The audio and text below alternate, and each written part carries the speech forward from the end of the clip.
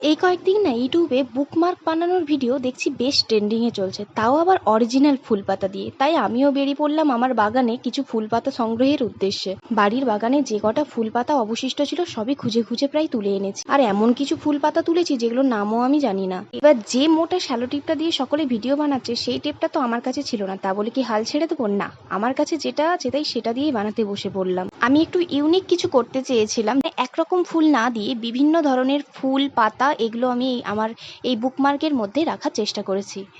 এখানে দেখো আমি ঘাসগুলোকেও ছাড়িনি, সেগুলোকেও বেছে বেছে তুলে এনেছি। তোমাদের ফেভারিট কালার সেই কালারের হার্ট ইমোজি দিয়ে কমেন্টে ভরিয়ে দাও, দেখা যাক কোন কালারটা সব থেকে বেশি আসে। সবশেষে সেফটি পিনের সাহায্যে একটা দড়িকে নিয়ে সেটাকে টাই করে দিলাম। এই দুটো বুকমার্কের মধ্যে কোনটা ভালো হয়েছে সেটা অবশ্যই কমেন্টে জানিও।